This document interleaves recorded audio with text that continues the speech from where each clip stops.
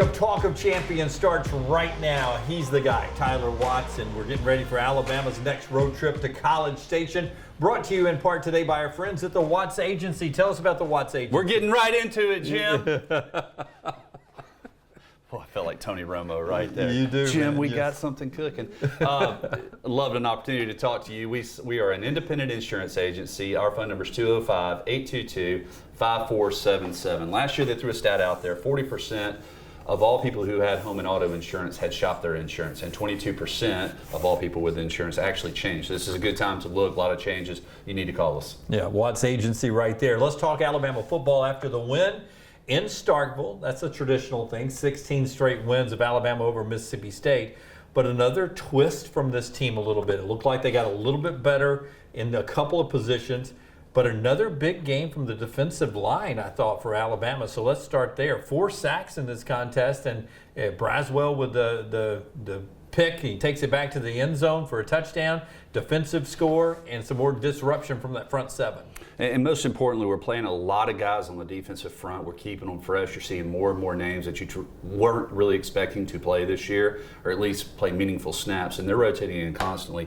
And the biggest thing is you're not seeing a drop-off, and that's huge. We're keeping these guys fresh, a lot of tread on the tires. Of course, Jaheim Otis is still kind of, trying to get up to 100%, so it's important for him to be resting on the sideline as well and have a limited number of plays over the course of a game. But these guys are getting after it, a lot of pressure in the backfield, and we're able to apply that pressure without having to bring extra guys. And that's important. That's important. Now, our secondary is doing an excellent job of not allowing receivers to create separation. Have a huge challenge this week with that. But when you're able to apply pressure and get home on the quarterback just by bringing 4 or maybe 5, that leaves that extra guy in there to spy or get back in coverage and really muddy up the lanes there for the quarterback. So they're playing solid and have been for the better part of a month. MyBookie.ag brings you the talk of champions. Promo code next round, get a deposit bonus. Next round, the promo code MyBookie.ag. The number in Vegas was 4, then it was 3.5, then it was 3, then it was 2.5, then it was 2. And as we record this on a Thursday, it's 1.5. Alabama slight favorite on the road at College Station, but basically a pick'em in this contest. This Texas A&M team has a lot of people concerned they can beat Alabama outright. What do you see in this Texas A&M team? I know that they're physical, and ever since that Miami game, they've really kind of changed courses of what they're trying to do. They're playing much better on the defensive side. Of course, that's really the strength of this football team anyway.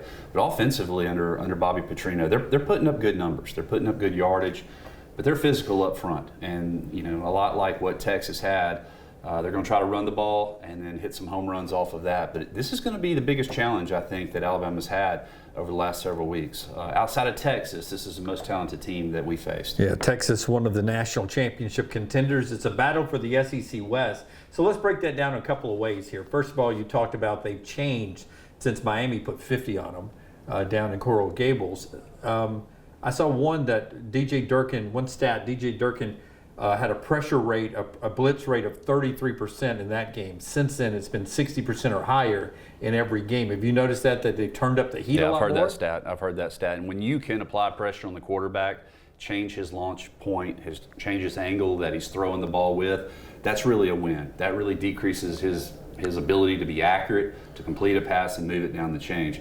In the Miami game, you're allowing a veteran quarterback to sit back there and just pick you apart, read coverage.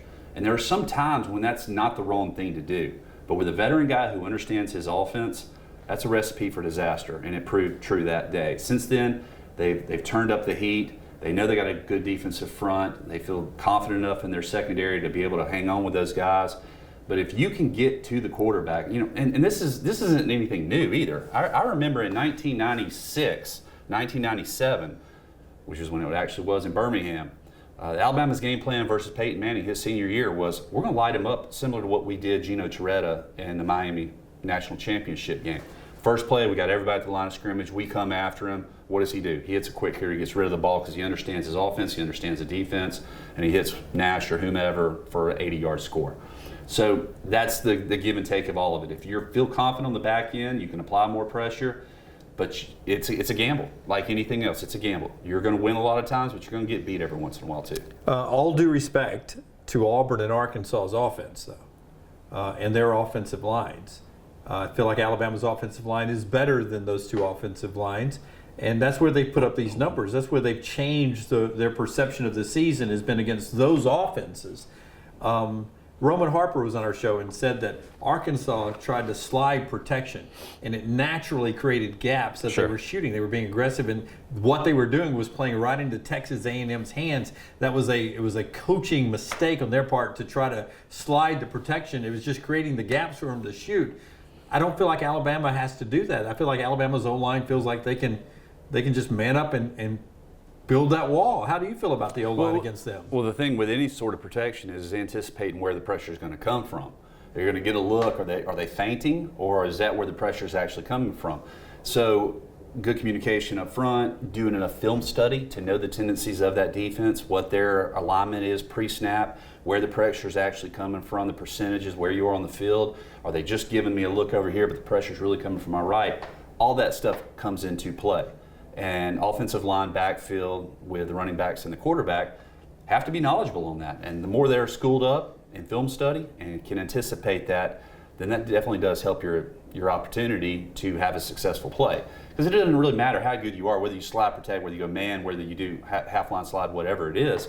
If you're getting hit in the chin because you didn't apply for pressure, account for pressure coming in a certain place, it doesn't matter. Anaya Smith and Evan Stewart are two speed guys who can catch the ball and then run in space.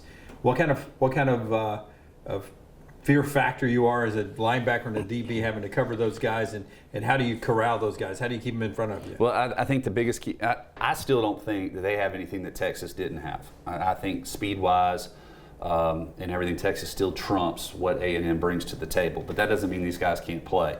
And they do have the ability of creating a step or two if you don't play proper technique, flip your hips right, get up there and jam them with the line of scrimmage, have a little bit of safety help potentially. But Terrion Arnold and Kool-Aid McKinstry have been playing much better the last several weeks, especially Terrion Arnold. He's done a much better job of jamming at the line of scrimmage and then staying stride for stride once he does have to flip his hips and go into a full sprint on some of these vertical takeoffs. He has really done a much better job than what he did versus Texas. And, I think we're coming around to the safety position too.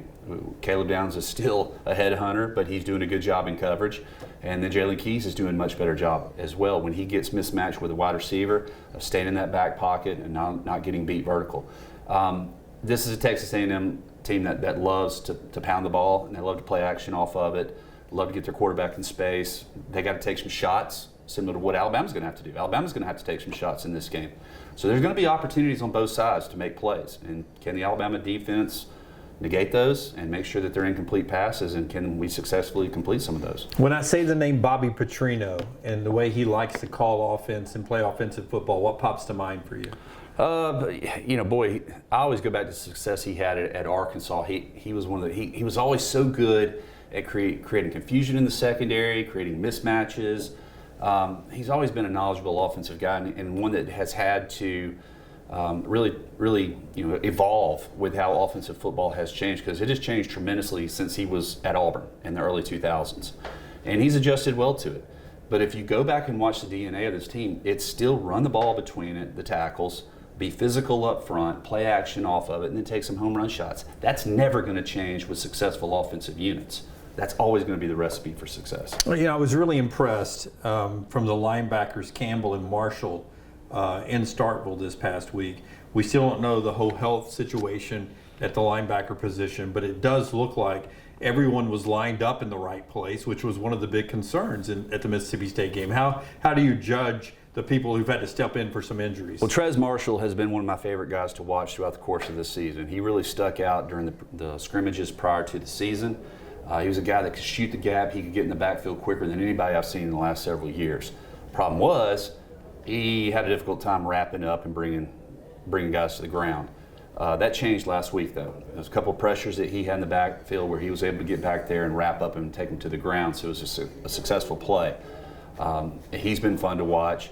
Jahai Campbell has done a nice job. He's a big body guy that can really move and everything. And the more snaps, obviously, that they get under their belt, the more confidence they're going to get in what they're doing. And that allows you to play fast because you know what you're up to and what you're supposed to be doing. And then you can really just play as the athlete that you are.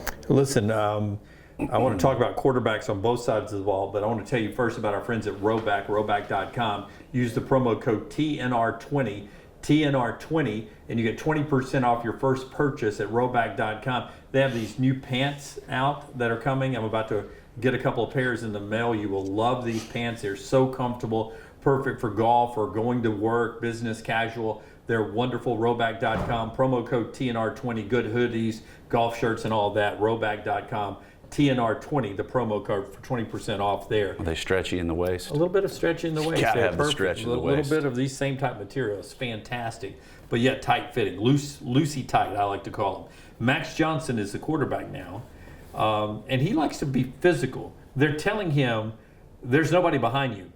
We don't have any depth behind you, no experience behind you, so we want you to run out of bounds. On my depth chart here, I have the backup quarterback blank. Yeah. I don't know who it is right now. They got a Fresno transfer who had no playing experience and a freshman, but they told him, slide and get out of bounds. Slide and get out of bounds. We can't afford an injury. That's not the way he likes to play. And nor is that the way he's going to play. That's right. You So- can't get that out of you. That's as what I'm much as asking. you try Yeah. to, you have to play the way that you are. You're going to play the way that you are and that you always have. He is a physical guy. I remember a couple of years ago when he was with LSU and the fits that he gave Alabama in Tuscaloosa. It was a guy that just wouldn't go away and made a couple of plays in that game. Next thing you know, a team that we were easily supposed to handle because what's his name's on his way out, go eat a ham sandwich down at the beach on his boat. Next thing you know, we're in a dogfight. We can't get out of Tuscaloosa out of that game quick enough. Yeah, Max Johnson at LSU. Now he hadn't lost as a starter at Texas A&M. He doesn't look like he throws a hard ball, though. Is it Very just because he's soft. left-handed? Maybe so, but I agree. I noticed the same thing in the Arkansas game. It's like everything has touch on it. And that ain't a bad thing as long as it's getting there on time. But if it's hanging up in the air, kind of floating around, that could be a disaster. But look, he's a guy who has kind of been prone to turning the ball over because he does try to make an extra yard or two when it's not necessary. I think it's going to be key for Alabama to win the turnover battle this week. I really do. We go back and look at the difference in that Texas game, and it's easily to point it to the 2 turnovers that Alabama had and the no takeaways, really, for all intents and purposes. That can't be the case this weekend. We've got to be plus on the turnover battle. We got to find a way to make that happen, and that's by being physical with him when he does break containment, but also hopefully some of those soft passes, maybe we can sneak up underneath one. Lance'sLock.com for all the plays this weekend. Lance'sLock.com. Go and check him out there. For baseball, too. Baseball, football, NFL, it's all there for you, Lance'sLock.com. On the Alabama sideline, let me just ask you, because Jalen Milroe is a physical guy, too. If for some physical reason he gets knocked out for a play, a quarter, a game, Ty Simpson at backup, how, and you've done this a little in your career, how do you prepare as a backup? How many reps in the modern day football do you think Ty Simpson gets as QB2, and can you stay fresh? How hard is it to stay fresh and sharp as the backup quarterback? Well, it's the mental maturity, and the maturity of that backup depends on how much he gets out of his reps over the course of the week. We've all seen that. So not quantity, but quality. Oh yeah, you can physically go through the motions and be there, but if you're not mentally locked in, you're not accomplishing anything. I've been there. I mean, I tell this story all the time about not anticipating to play and going through the motions all week, really daydreaming, and then getting an opportunity to play against Tennessee after Andrews hurt his ankle, going in there and not having a clue. The game was going too fast for me because I hadn't prepared myself, and it was embarrassing. They put 50% Andrews back in the ball game because he was a better option for us than 100% me. And I swore right then I would never let that happen again. Ty Simpson has been in this position. He's not come off the bench, but he had an opportunity to play down at South Florida. And if he is the number 1 guy off the bench, he has to be preparing himself every week because you never know what's going to happen in a ball game. But that's a maturity thing. It really is. Hopefully he's mature enough to be getting the most out of those reps, really focusing in on film study and being ready to go to be that guy because he is one snap away. And this Alabama offense will be different with him in the ballgame. I make no mistake about that in my opinion, but if they're able to run the ball, they can be just as effective. Yeah, running the ball continues to look good. And left tackle with Elijah Pritchett out there now with Caden Proctor. They're rotating a little bit there. How's that helped that position a little bit? I think with Elijah coming in, he's a little bit smaller frame. He moves better. He's a little quicker with his feet, and I think he gives you a little bit different, something there on the edge and can really some of the things that Caden has really struggled with this year, getting back in pass pro. Elijah doesn't seem to struggle with those quite as much. That doesn't necessarily mean he's a better option, right? Because I think that the ceiling on Caden Proctor is pretty doggone high. I think everyone would agree with that. And apparently, the attitude is the right way. That he's going about things right, trying to improve, get better. So those are the things that you look for in a kid. Is he coachable? Yes. Check that box. Does he have the physical frame? Yes. And does he have the want to? And Caden Proctor has all those. But Elijah Pritchard is a good option. You want to try to find a way to get him on the field. 7 sacks, 15 tackles for losses in one game from this Texas A&M front 7 against Arkansas, who's got Sam Pittman as their head coach, a really good offensive line guy. You think that's a little Arkansas, or you think that's a little Arkansas, or just how nasty A&M can be? I think it's a combination of both. I think that A&M does have a nasty front that they can really get after you, especially when they know it's coming. The key to all this on both sides, in my opinion, are the wide receivers on both sides able to create any separation in the passing game? And Alabama's kind of struggled with that. We don't really have any receivers other than maybe Nyblack, who gets favorable mismatches on safeties and linebackers, which could be a huge key, by the way. But we don't really create separation on the perimeter. In fact, I was talking to a guy up in the press box last week, and throughout the entire league, how many true difference makers are there at the wide receiver position this year? You got Neighbors at LSU, and you got the kid from Missouri, but outside of that, there are no real difference makers who defensive coordinators look at and go, we got to stop this guy. I mean, we got a lot of really good receivers, but nobody that's just difference makers. Yeah, you get the Brock Bowers at tight end pretty quick. Yeah. I mean, that's an somebody easy got one a to bracket highlight or there. double team. Sure. Yeah. Sure, but at the wide receiver spot, no. So can these receivers from both sides create any separation? Because when you create separation and you're able to pass the ball down the field, get some explosive plays, now all of a sudden that defensive front isn't near as daunting because they don't know what's coming. Yeah, a little bit more on this game as we get ready. Before you tell us about the Watts Agency again, I want to remind everyone that we're brought to you by our friends at MyBookie. MyBookie.ag is the website. Just go check out that website. Feel comfortable with the website. And if you want to sign up and use the promo code NEXTROUND. You get a deposit bonus right there. It's just added on because you're viewing us here on Talk of Champions. It's MyBookie.ag, promo code NEXTROUND for that deposit bonus there. And the Watts Agency brings you this every week. They're the ones that provide a car service to get you up here. Yes, they do. Yeah. I drove myself. Therefore, the owner of the company will personally drive me around. Wow, that's impressive. Thank you. Yeah, Watts Agency. That's a nice one. Auto insurance, homeowners insurance, small business insurance. Do a little bit of life insurance as well. TylerWattsInsurance.com. You can check us out. Our staff would love an opportunity to talk to you. So Jimbo Fisher, it seems like, at least if you people who follow Texas A&M on the regular basis, they say that his best job of coaching since he's been in College Station every time has been against Nick Saban and Alabama, that they look like a different team when Jimbo Fisher's team played Nick Saban's team. Why is that, do you think? Why is this game different? Got nothing to do with Jimbo and Nick Saban or anything else. It's those guys are playing Alabama, and they're more locked in as a result of that. They're fired up and they're ready to go. It was always, hey, we want to knock off the number one team. They've done that. Now they feel they can compete with us every single year. And you know what? For the last 2 years, they've proven that true. Even last year when they had a subpar team and all reality, they hung in there. They hung in there thanks to turnovers, though, because they won that battle. And that ended up being a difference in that ballgame as well. So the players have a tremendous amount of confidence in thinking they are now there, that they have arrived, and they're the new king of the mountain. Yeah, it's a battle for the lead in the SEC West. It's a great atmosphere. They've rebuilt that stadium, great facilities, and a wonderful fan base. Unique cheering aside, they do some unique cheering and yells and such like that. Will you go to Yale practice on Friday night to just absorb it on midnight? Do they allow away people to come to it? Yeah, it's open. It's free. Nobody's at the gates. You walk in, bring your own liquor if you want to. But when I was there for the 2013 game, before they remodeled the stadium, it was the largest one to date. After Johnny Football had beat Alabama, I went on that Friday night, so that would have been 2013, and it was upward of 60,000 people at midnight. Any chance that we're going to get a demonstration right here, right now, of any of the cheers that you learned? Oh, we've done them before in the air, but no. But they do a lot of bending over, holding your knees, and chanting and That's pointing. the one you went with? And pointing. They do this and they do that. They do a lot of that. But it's unique. I mean, there are people around the league that make fun of it, but when you go there and those towels get to be swinging and the military uniforms. All I can think of is they provide a stump, too. I don't understand the telling of the story and everything, but it was, I mean, I was moved by it at midnight to have that many people get together just basically for an hour to walk in on a Friday night and do that. It was crazy. That is, look, it is impressive. Yeah.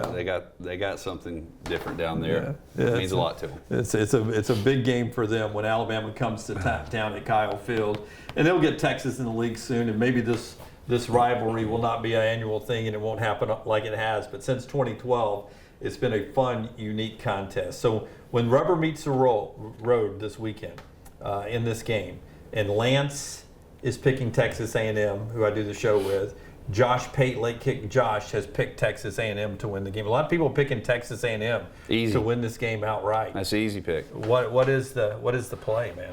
I don't know what the play is. Not the play, but what's the key to the game? What Alabama wins this game because they do what right? If they are even, definitely positive in the turnover ratio. Right. I mean, they cannot lose that. They can't turn the ball over and expect to win this ball game. It's too big of a hole. You got to be able to run the football. But that goes for Texas A&M too. Both of these teams have to be able to run the football. And maybe the only way that you can run the football is if you have some sort of success with explosive plays in the passing game. And I think that there's going to be plenty of opportunities. But it always, with Alabama, the success of this offense comes down to, is Jalen Milroe take care of the football? Is he willing to run when the defense allows him to run? Even if he can throw the ball for 10 yards. If they're going to allow him to have space, he needs to be able to take it because he can turn a 5-yard run into a 60-yard run. Quicker than anybody. How fast was he through that hole, the first touchdown run? Oh, yeah, outran everybody on the field. And that's what he has to be willing to do, is I'm not just a drop-back quarterback. I can do it well. But when I get this opportunity, when I get this look, I'm going to burn them. Yeah. All right. So that's Tyler's look at the big game. Talk of champions here. Always brought to you by the Watts Agency. Also by mybookie.ag, roback.com with the promo code TNR20, and of course lanceslock.com. Remember, like and subscribe, follow, and we do this every week leading into Alabama's game. Safe travels, man. I appreciate it. I hope you get a chance to go to the Yale practice. Eat some good barbecue. Maybe I will. Yeah, no flaming Dr. Peppers. That's the drink of choice out there. Not good. We hold our knees and we drink flaming Dr. Pepper. I mean, where are you going with this? That's the Talk of Champions.